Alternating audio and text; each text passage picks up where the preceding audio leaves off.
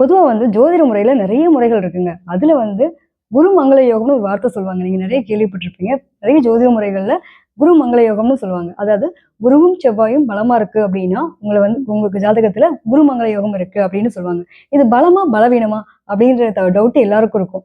பொதுவா வந்துட்டு குருமங்கள யோகம் அப்டிங்கிறது என்ன அப்டின்னா, இவங்களுக்கு உ ஆக்சுவலா ரொம்ப திடகாத்திரமானவர். எப்டி ஒரு அனுமான் எடுத்துக்கிறோம் இல்லைங்களா?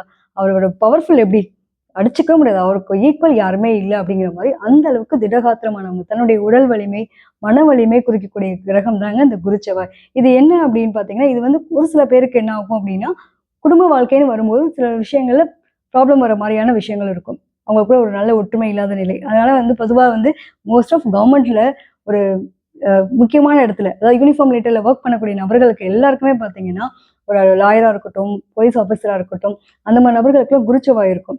அப்ப இது வந்து பலமா, பலவீனமா அப்படின்னு எடுத்துட்டோம்னாக்கா, கண்டிப்பா எந்த இடத்துல எந்த ஒரு கிரகம் பலமா இருக்கோ, அதுவே பலவீனமா பார்க்கப்படுதுங்க. நம்மளுடைய குடும்ப வாழ்க்கைன்னு வரும்போது மட்டும் யாருக்கெல்லாம் குரு, செவ்வாய் இருக்கோ, அவங்க மட்டும் கொஞ்சம் விட்டு குடுத்து வாழுங்க. லைஃப் நல்லா இருக்குங்க.